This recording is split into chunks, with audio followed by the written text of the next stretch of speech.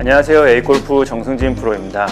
오늘 영상에서는 웨지샷과 그린 경사라는 주제를 가지고 간단하게 몇 가지 말씀드리려고 하는데요. 제가 저번에 웨지샷에 관련된 영상에서 그린 주변 웨지샷을 하기 전에는 항상 그린의 경사를 유심히 자세히 살펴볼 필요가 있다고 말씀드린 적이 있습니다. 그 영상에서는 이 내용을 굉장히 좀 지나가는 내용으로 말씀드리긴 했지만 웨지샷을 할 때 이런 그린의 경사 또한 굉장히 중요한 부분이기 때문에 이 부분을 조금 더 정리해서 조금 더 보충해서 오늘 영상으로 한번 말씀드릴 생각인데요. 그리고 오늘 내용 같은 경우에는 골프를 처음 입문하시는 분들이나 이제 초보 골퍼분들보다는 중상급 정도의 실력을 가지신 아마추어 골퍼분들에게 조금 더 도움이 되는 내용이라고 생각이 되는데요. 골프를 이제 막 배우시는 단계에서는 웨지샷을 하실 때 타핑이나 뒷땅 같은 실수를 줄이고 홀컵까지의 거리를 정확히 보내는 게 더 중요한 부분이기 때문에 그린의 경사를 굳이 생각할 필요는 없습니다. 하지만 이제 중상급 골퍼에 올라가셔서 남들보다 조금 더 가까이 홀컵에 붙이는 웨지샷, 그리고 한 단계 더 높은 웨지샷을 하기 위해서는 오늘 내용이 꼭 필요하다고 생각되기 때문에 중상급 골퍼 분들에게 조금 더 도움이 되는 내용이라고 생각이 되는데요. 우선 첫 번째 말씀드릴 내용은 제가 앞서 말씀드린 웨지샷을 할 때는 그린의 경사를 좀 유심히 자세히 살펴볼 필요가 있다는 것과 조금 상충되는 내용이라고 생각되긴 하는데, 너무 심한 경사만 아니면, 너무 심한 그린의 경사만 아니 완만한 그린의 경사라면 어느 정도는 그냥 무시하고 웨지샷을 하는 게 좋다라는 내용입니다. 다른 관점에서는 다음 샷이죠. 다음 퍼팅을 하기 좋은 곳으로 웨지샷을 한다고도 볼 수 있을 것 같은데요. 웨지샷 같은 경우에는 공을 홀컵에 넣는 샷이 아니라 홀컵에 근접시키는 샷입니다.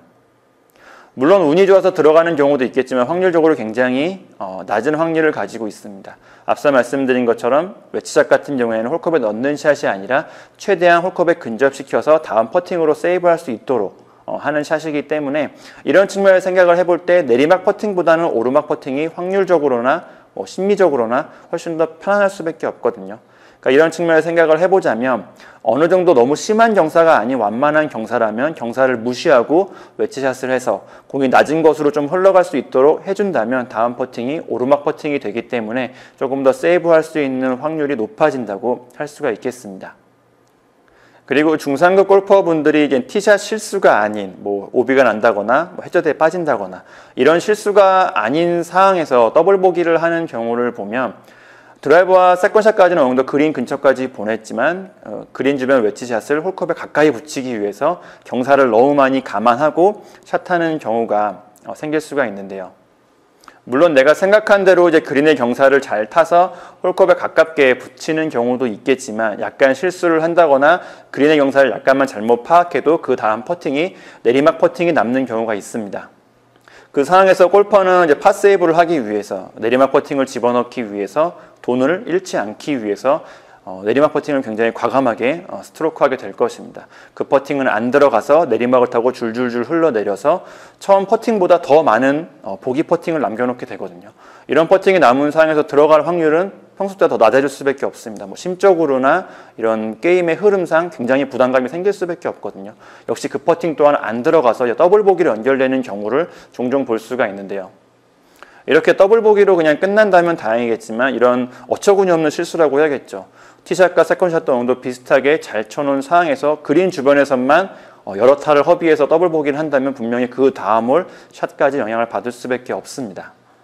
앞서 말씀드린 측면에서 팟세이브 할 수 있는 확률을 높이고 만약에 실수도 대비한다는 차원에서 어느 정도 심한 경사가 아니라면 경사를 무시하고 다음 샷이 오르막 퍼팅이 남을 수 있도록 웨지샷을 하는 것도 이런 중상급 골퍼분들에게 조금 더 한 단계 높은 웨지샷을 원하는 분들에게는 중요한 부분이라고 생각이 됩니다.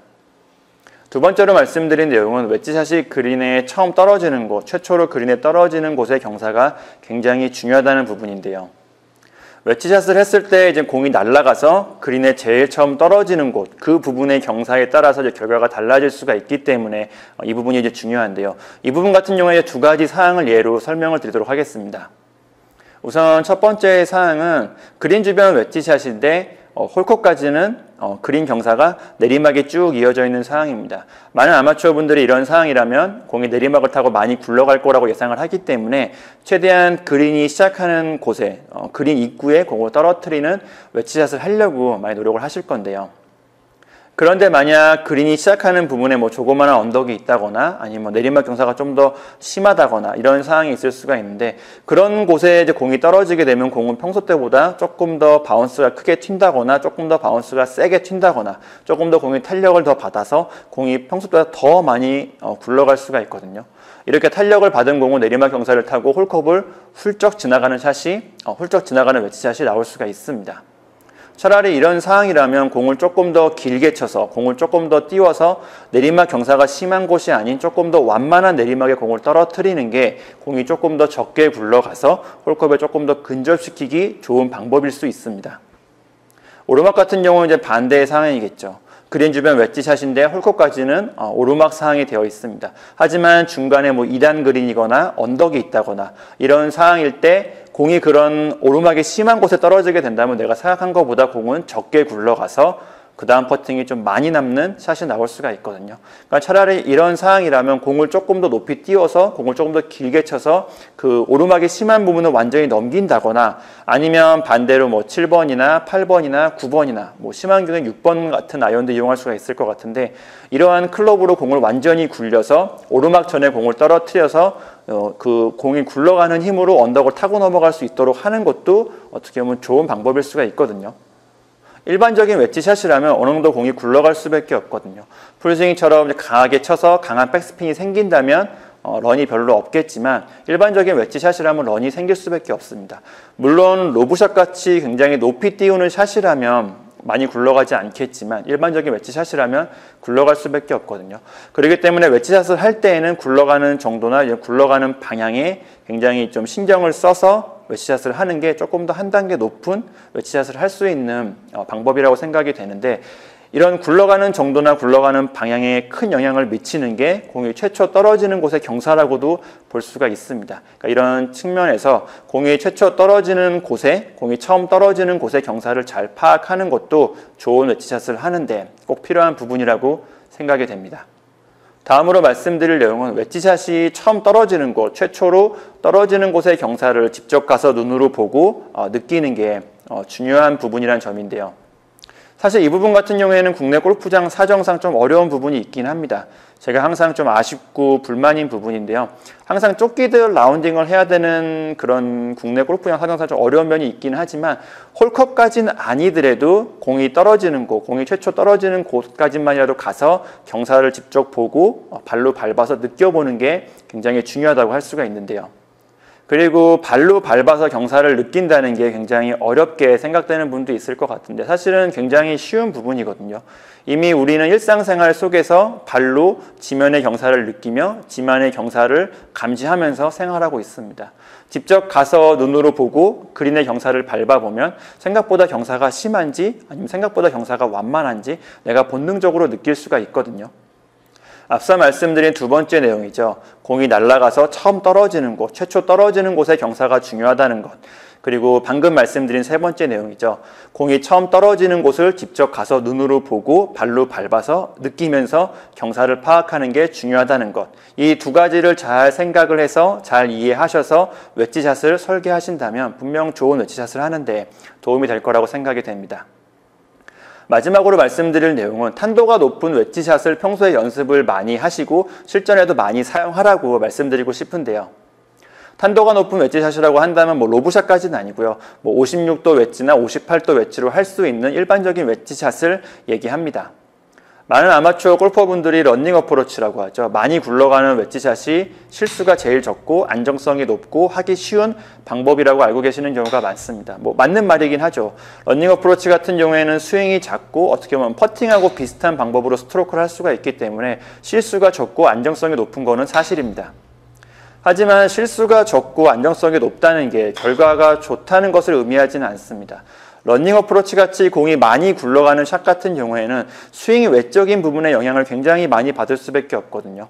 스윙 외적인 부분이라고 한다면 뭐 앞서 말씀드린 뭐 그린의 경사나 뭐 오르막 내리막, 뭐 그린의 단단함 정도, 뭐 잔디결 이런 스윙 외적인 부분에 굉장히 영향을 많이 받을 수밖에 없습니다.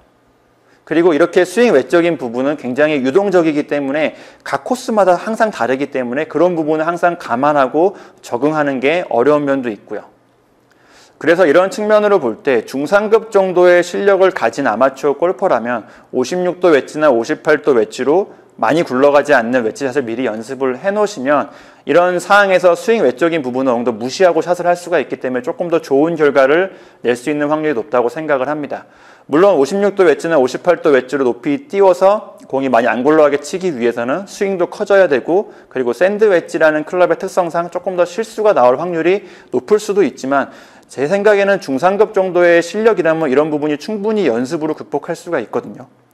그래서 이런 관점에서 중상급 정도의 실력을 가진 아마추어 골퍼분들이라면 좀 더 탄도가 높고 많이 굴러가지 않는 웨지샷을 미리 연습을 하고 실전에 적용을 해보신다면 조금 더 좋은 결과로 이어질 거라고 생각을 합니다. 네, 여기까지 이제 웨지샷과 그린 경사라는 주제를 가지고 간단하게 몇 가지 말씀드렸는데요. 제가 다른 영상에서도 말씀드린 적이 있는 것 같은데, 골프 스윙이나 이런 골프 방법적인 부분에서 정답은 없습니다. 이렇게만 하면 무조건 잘 된다는 그런 정답은 절대 없거든요. 제 영상 같은 경우에는 제가 그동안 직접 플레이를 하면서, 제가 직접 레슨을 하면서 그나마 그 중에서 제일 좋다고 생각되는 방법들, 그나마 제일 효율적이라고 생각되는 방법들을 모아서 영상으로 말씀을 드리는 거기 때문에, 본인에게 맞는다고 생각되는 방법은 과감하게 받아들이시고, 본인 스타일과 잘 안 맞는다고 생각되는 방법들은 과감하게 버리시면 됩니다. 그리고 그런 관점을 가지고 영상을 보시는 게 영상을 보시는 분들에게도 도움이 될 거라고 생각이 돼서 그 부분에 대해서도 말씀을 드렸습니다. 오늘 영상은 여기까지입니다. A골프 정승진 프로입니다. 감사합니다.